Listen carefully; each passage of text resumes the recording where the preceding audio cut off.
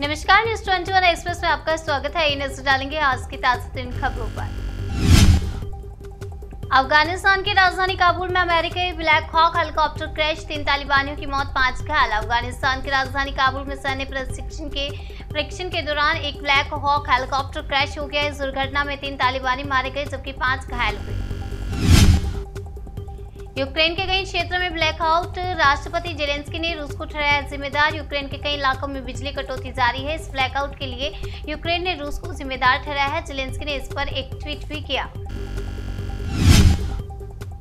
Scotland लाया गया दिवंगत महारानी का पार्थिव शरीर, 19 सितंबर को लंदन में होगा अंतिम संस्कार।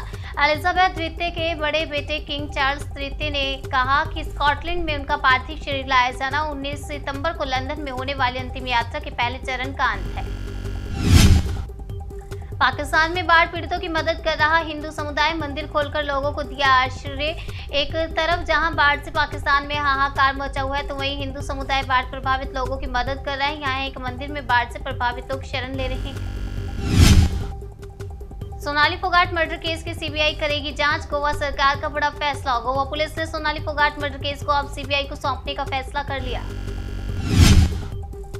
रूस पर भारी पड़ने लगी यूक्रेन की सेना, 11 दिनों में कई हजार वर्ग किलोमीटर अपनी जमीन ली वापस। यूक्रेन ने रूसी सेना से करीब 3000 वर्ग किलोमीटर अपनी जमीन को वापस ले लिया। यूक्रेनी सेना को उस जमीन से उखाड़ फेंका। बीजेपी के खिलाफ विपक्षी एकता की सुरों के बीच जारी है अपनी ढपली अपना राग। लोकसभा चुनाव 2024 को लेकर बीजेपी की अगुवाई में चल रहे एनडीए गठबंधन को रोकने के लिए विपक्ष का एक संयुक्त मोर्चा बनाने की बात हो रही है, लेकिन नेताओं की बातें आपस में मेल नहीं खा रही। मुकदमा विवाद और इतिहास, ज्ञानव्यापी केस में बड़े फैसले का दिन। कहा जाता है कि 1669 में मुगल आक्रांता औरंगजेब ने मंदिरों को ध्वस्त करने का आदेश दिया था और इसी के तहत काशी में मंदिर तोड़कर ज्ञानव्यापी मस्जिद बना दी थी। कांग्रेस ने आरएसएस की ड्रेस में आग लगी तस्वीर की पोस्ट, आपको बता दें खड़ा हो सकता है बड़ा विवाद। कांग्रेस की भारत जोड़ो यात्रा का आज 6वां दिन है। इस बीच कांग्रेस ने आरएसएस की एक ऐसी तस्वीर पोस्ट की है जिस पर विवाद खड़ा हो सकता है। विश्व डेयरी सम्मेलन का पीएम मोदी ने किया उद्घाटन, कहा 70 लाख किसानों को होगा फायदा। विश्व डेयरी सम्मेलन का पीएम मोदी ने किया उद्घाटन, कहा 70 लाख किसानों को फायदा होगा। प्रधानमंत्री नरेंद्र मोदी ने दिल्ली से सटे ग्रेटर नोएडा में विश्व डेयरी सम्मेलन का उद्घाटन किया और ग्रामीण अर्थव्यवस्था, लोगों की आजीविका के संबंध में सेक्टर फायदे बताए। हाजीपुर में नाबालिग से गैंगरेप, वीडियो बनाकर वायरल किया, 48 घंटे बाद भी किसी की गिरफ्तारी नहीं। ये पूरा मामला बिहार के हाजीपुर के जंदाहा थाना क्षेत्र का है। पुलिस ने पीड़ित लड़की का बयान दर्ज कर लिया है। वह 9वीं कक्षा की छात्रा है।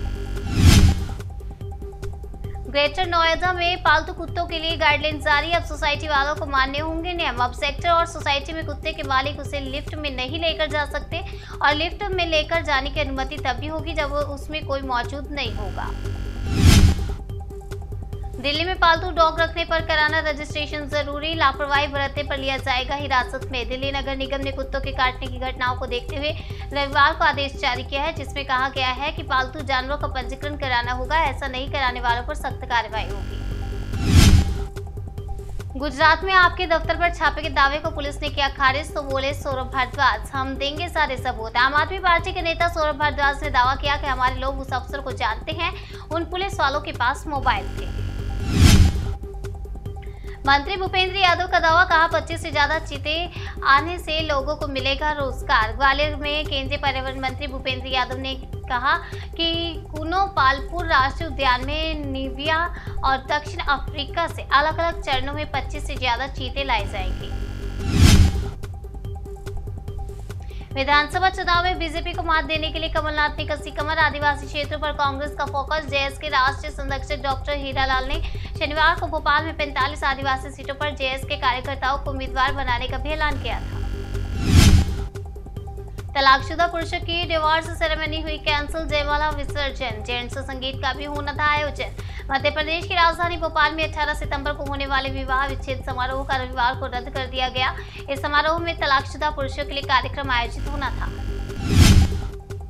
सीएम शिवराज बोले, पीएम मोदी के बिना नहीं चल सकती दुनिया, बाहर से कठोर और अंदर से संवेदनशील हैं। शिवराज सिंह चौहान ने कहा कि मोदी देखने में कठोर लग सकते हैं, लेकिन वे अंदर से उतने ही संवेदनशील हैं। मोदी असाधारण व्यक्तित्व है और मोदी जी अब दुनिया के लीडर हैं। न्यूज़ 21 एक्सप्रेस में आज के लिए फिलहाल इतना ही। तब तक के लिए बने रहिए हमारे साथ और देखते रहिए न्यूज़ 21।